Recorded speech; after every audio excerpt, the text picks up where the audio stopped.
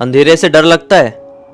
कहीं रात में सुनसान इलाके में ऐसे ही अकेले जा सकते हो? हाँ, आज के बाद नहीं जा पाओगे। आज एक ऐसी घटना की कहानी लेकर आ गया हूं जो आपको जरूरत से ज्यादा डरा देने के लिए बहुत बहुत ज्यादा काफी है। यह घटना हालांकि थोड़ी पुरानी है, लेकिन आज भी आप सुनेंगे ना तो आपके सर से लेकर पैर तक रोंगटे खड़े हो जाएंगे। रमाकांत नाम के एक व्यक्ति के साथ यह घटना घटी थी। तो चलिए चलते हैं आज से लगभग 35 साल पहले और जानते इस खौफनाक घटना की कहानी के बारे में। बिहार के गोपालपुरा नाम के एक गांव में एक बड़ा ही खुशहाल परिवार रहता था। इस परिवार में रमाकांत जी, उनकी पत्नी और उनकी बेटी थी।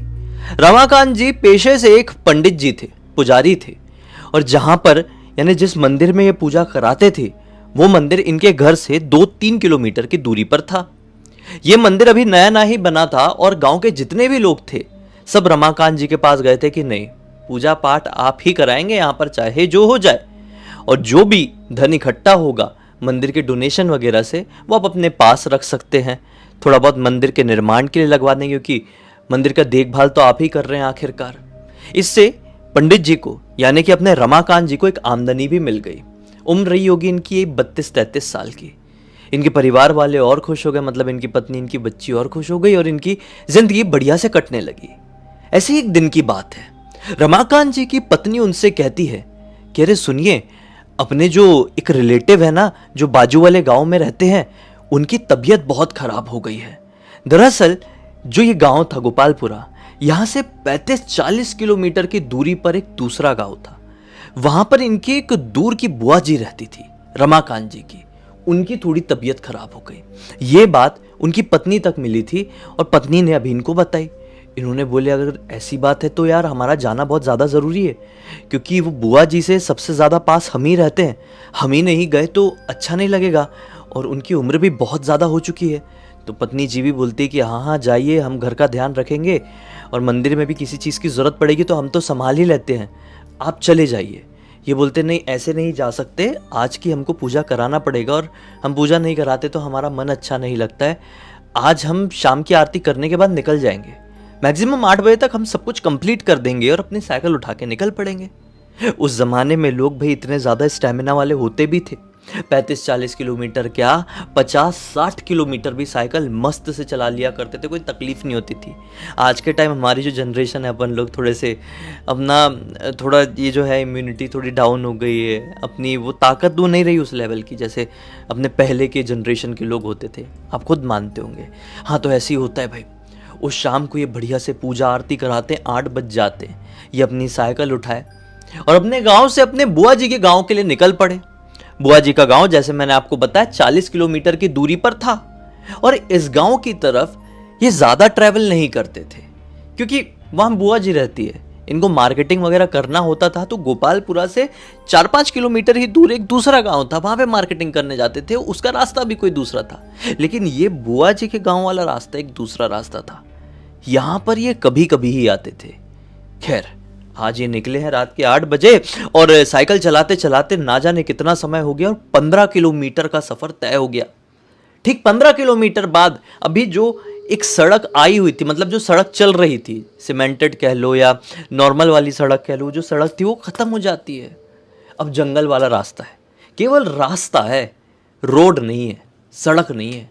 बोले कि ठीक है यार, चलो चलते हैं यहीं से साइकिल चला चला के। अब उबड़ खाबड़ वाली जमीन थी, जंगल वाला रास्ता था, तो साइकिल चलाते चलाते अपने रमाकांत जी बहुत ज्यादा थक गए और इस थकान की वजह से इनको लग गई भूख। इनको याद आया कि साले ये जंगल वाला जो रास्ता है, इतना उबड़ खाबड़ वाला, जिस कारण साइकिल की रफ्तार स्लो हो गई है, यह भी और 7-8 किलोमीटर का है। बड़ी तकलीफ हो जाएगी यार। रास्ते में अगर कोई मिल जाए तो अच्छा हो जाएगा, या फिर कोई पेड़ वेड़ ही देखते हुए चलता हूँ। पेड़ वेड़ के नीचे भी कुछ गिरा हुआ रहता है, जैसे आम ही गिरा है या अमरूद गिरा हुआ है, उठा के कुछ खा लूंगा, रात में तो तोड़ नहीं सकता, ऐसा उन्होंने मन में सोचा और ऐसे सोचते सोचते अपने हिसाब से आगे बढ़े जा रहे हैं। आधे से ज्यादा सफर तय हो चुका था। अचानक से इनको ना पीछे से बैंड बाजा बजने की आवाज सुनाई दी। ये शौक हुए, अपनी साइकिल रोके और पीछे पलट कर देखे। पीछे पलट कर देखे तो क्या पाए कि साइड की तरफ से बारात आ रही है यार। इस बारात में ढेर सारे लोग हैं, ढेर सारे, कितने लोग हैं ये तो नहीं मालूम, लेकिन अच्छे खासे लोग हैं और मस्त से बारात आ रही है। बोले कि ये क्या मैटर है, इतनी रात गए इतने घने जंगल में, ये कौन सी बारात हो सकती है यार। कोई बात नहीं, मैं रुकता हूँ, देखता तो हूँ भला। और विद इन सम मिनट्स वो बारात लगभग इनके तक पहुंची गई और इनसे थोड़ी आगे निकल गई। ये रुके रुके देख ही रहे हैं उस बारात को, क्योंकि उस बारात में जितने भी लोग थे एक भी व्यक्ति का चेहरा देखा दिखाया नहीं लग रहा था, क्योंकि एक छोटा गांव है इनका और लगभग आजू बाजू के भी गांव के हर एक व्यक्ति को एक ना एक बार देख ही रहते गांव के लोग। इन्होंने नहीं देखे थे। हमारे गांव से बोले ये गांव तो मुश्किल से 7-8 किलोमीटर, हद से 10 किलोमीटर है। इनमें से कोई भी मुझे देखा हुआ क्यों नहीं लग रहा है। खैर वो बारात थोड़ी और आगे चली गई। एक और आदमी पीछे से आ रहा था, वही बारात का ही था। उस आदमी को रोके, अरे भाई साहब सुनिए ना। वो भाई साहब सुने नहीं, आगे बढ़ने लगे। ओ भाई साहब आपसे ही बात कर रहा हूँ, रुकिए तो सही। वो भाई साहब रुके, वहीं पे रुक गए, आए नहीं। फिर अपनी साइकिल बढ़ा कर गए।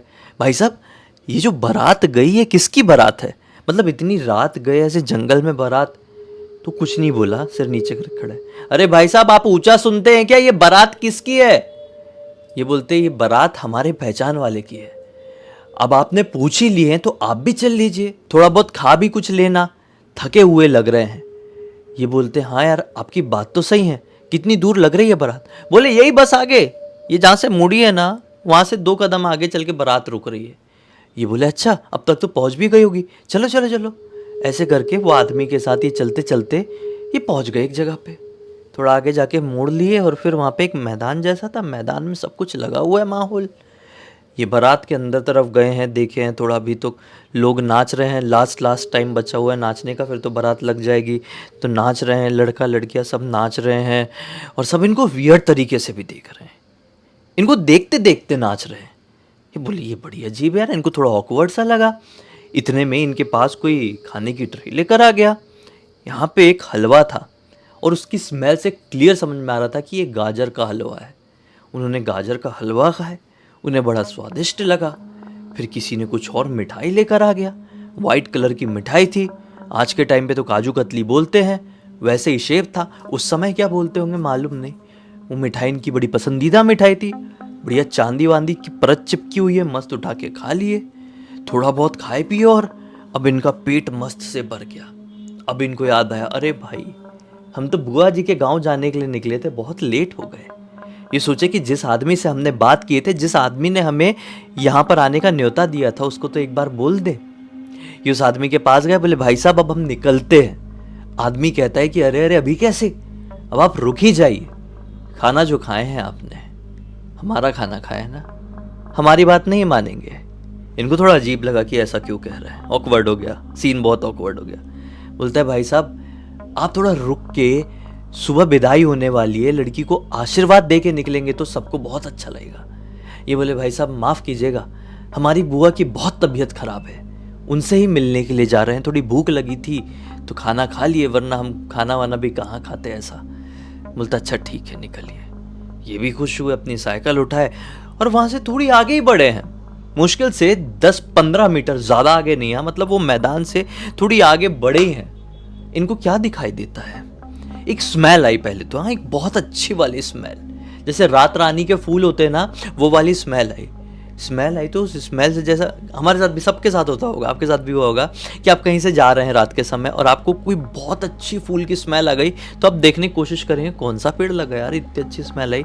तो इनके साथ भी ऐसी हुआ, ये देखने की कोशिश की कितनी अच्छी स्मेल आई। इतने में इनकी नज़र पड़ती है, 10-15 मीटर आगे बढ़े थे, बहुत ज़्यादा नहीं बढ़े थे, कितना कम होता है 10-15 मीटर, आप समझ रहे हैं।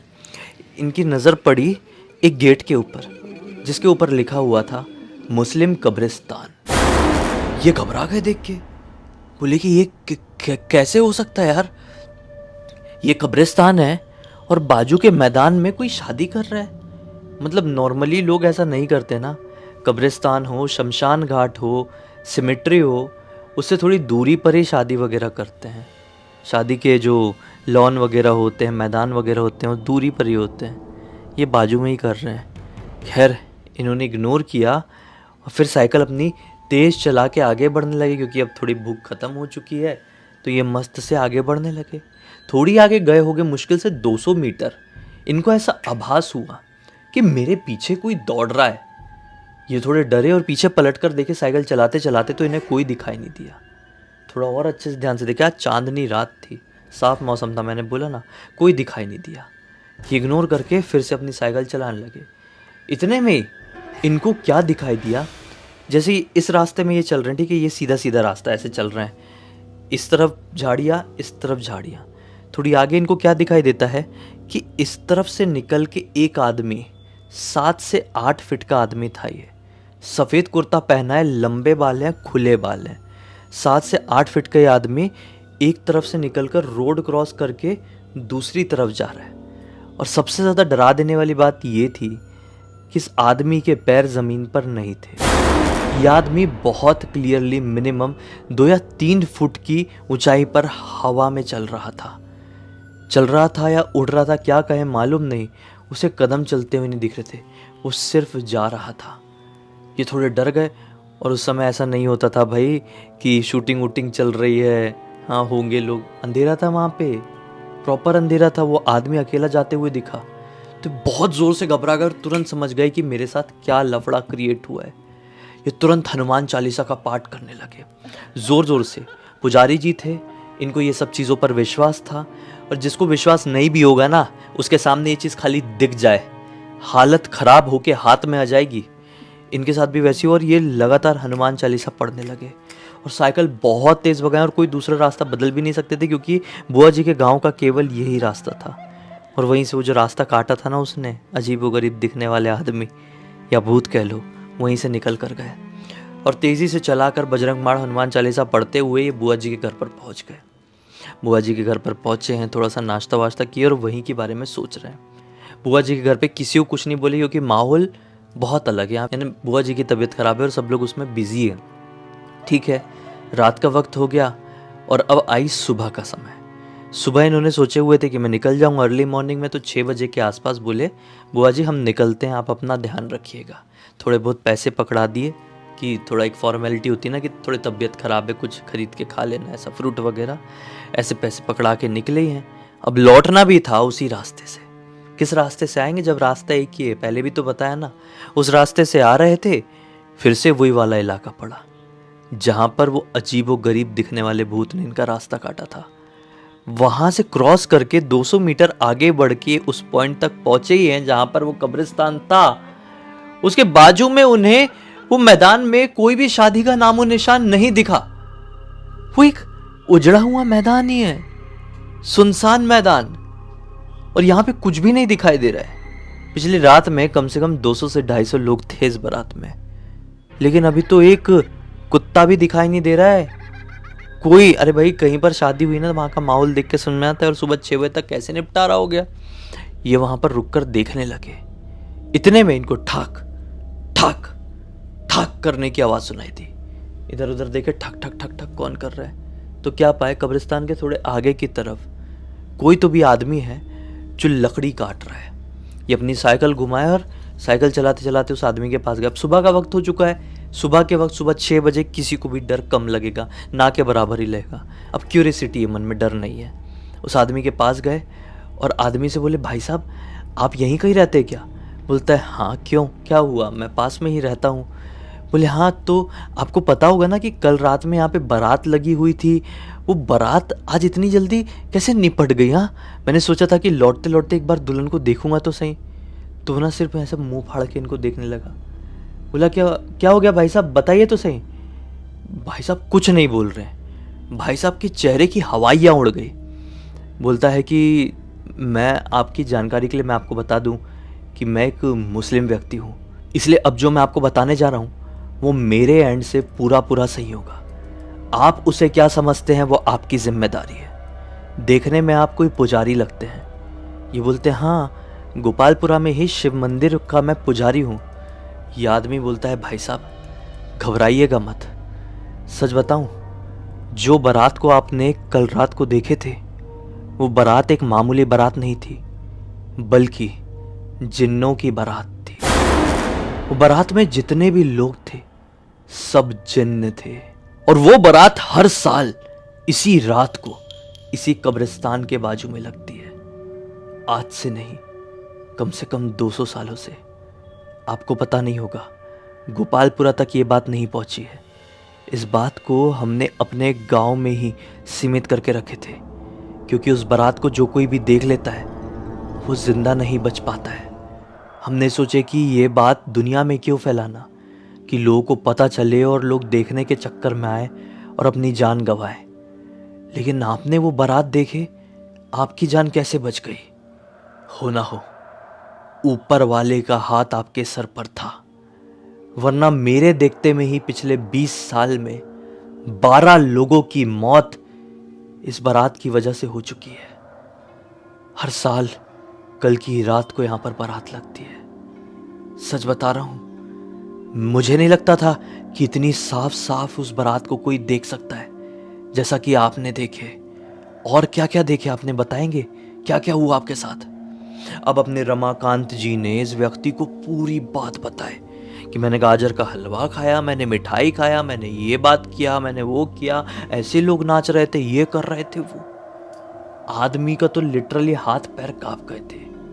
और उस आदमी की घबराहट देख के अपने रमाकांत जी भी बहुत ज्यादा घबरा गए। अब फाइनली रमाकांत जी बोलते, ठीक है भाई साहब, मैं निकलता हूँ और सलाह दे रहा हूँ कि आप भी मत रुकिए। वो आदमी भी बोलता है, नहीं नहीं भाई, हम भी निकलते हैं यहाँ से। फटाफट इन्होंने अपनी साइकिल उठाए, वो आदमी भी अपने गांव की तरफ गया और पहुंचे अपने घर।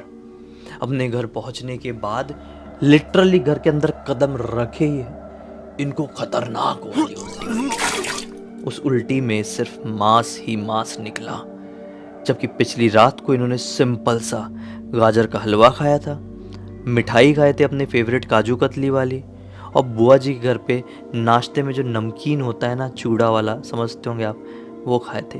लेकिन जब उल्टी हुई इतनी इतनी और इतना इतना जब मांस निकला तो इनके दिमाग के परखच्चे उड़ गए, क्योंकि इन्होंने जन्म में कभी नॉनवेज को हाथ नहीं लगाया था। इनकी बहुत तबीयत खराब रही। ये बात इन्होंने किसी को बताया नहीं, अपनी पत्नी को ही बताया। गांव में एक वैद्य जी थे, वो आए, इनका इलाज किए, दवाइयाँ चली है, फिर स्वास्थ्य में सुधार आया लगभग 2 महीने बाद। फिर 2 महीने बाद ये बात लोगों को पता चली। इनके बाद से गांव के हर एक व्यक्ति ने कसम खा लिया कि साला जो है, जो भी हो जाए, उस रास्ते से रात में नहीं जाएंगे, नहीं तो क्या पता हमको भी वो भूतों की या जिन्नों की बारात वहां पर मिल जाए। उस रास्ते को कंप्लीटली एक भूतिया रास्ता का नाम दे दिया गया। इस पूरी घटना की जानकारी मुझे किसी और ने नहीं, बल्कि रमाकांत जी के एक पहचान वाले लड़के सत्यम ने इंस्टाग्राम पर लिख कर भेजा। दरअसल सत्यम उसी गांव का है जिस गांव के रमाकांत जी है। अभी से 3-4 साल पहले रमाकांत जी अभी जीवित हैं, जीवित रहेंगे यार, ऐसी भी कोई बहुत उम्र नहीं हुई है। इनके घर आए हुए थे, थोड़ा स्वास्थ्य आजकल ख़राब रहता है, हालांकि सत्यम के घर आए हुए थे तो सत्यम ने ऐसे आउट ऑफ क्यूरियोसिटी पूछा कि आप तो इतने साल से रहते हैं, आप पंडित जी हैं, तो आपने कभी कुछ ऐसा एक्सपीरियंस किए हैं क्या भूत प्रेत का, और किए हैं तो आपको डर वर लगा है क्या? तो रमाकांत जी ने ऐसी बात सत्यम को बताए थे। सत्यम ने सोचा कि आज इंस्टाग्राम में मैं लिख के भेज दूं ताकि पूरी दुनिया को ये पता चले कि भाई ऐसी चीज़ों की एग्जिस्टेंस होती है और आप नहीं काट सकते। बस अपने मन में भगवान को रखना है। कोई भी नेगेटिव एनर्जी हो, किसी भी प्रकार की हो, आपसे उलझेगी तो ज़रूर, उलझना चाहेगी तो उलझेगी, लेकिन आपके ऊपर जीत हासिल नहीं कर पाएगी। जैसे कि इनका पीछा उस भूत, शैतान या जिन्न कह लो, उसने किया था, लेकिन इनको ख़त्म नहीं कर पाया, इनके ऊपर हावी नहीं हो पाया, क्योंकि बजरंग बली का बजरंग बाण, हनुमान चालीसा इनके मन में चल रही थी। इसी एक नोट के साथ अब इस कहानी का अंत करता हूं। अब तक इस वीडियो को देख लिया तो लाइक जरूर कर देना, चैनल को सब्सक्राइब करके बेल आइकन दबा के ऑल के ऑप्शन में क्लिक करना, क्योंकि इसी तरह के हैरान कर देने वाले खौफनाक वीडियोस डेली आप लोगों के सामने लेके आता रहता हूं। इंस्टाग्राम की लिंक इस वीडियो के डिस्क्रिप्शन बॉक्स में मिल जाएगी, क्लिक करके डायरेक्टली वहां पर पहुंच जाना। और इसी तरह की कोई भी कहानी, टॉपिक या जानकारी आप लोगों के पास भी है तो लिख भेजना, हो सकता है मेरा अगला वीडियो कल आपके हिसाब से ही बन रहा हो। चलिए कल फिर से मिलते हैं, तब तक के लिए बहुत बहुत धन्यवाद। आपका दिन शुभ हो।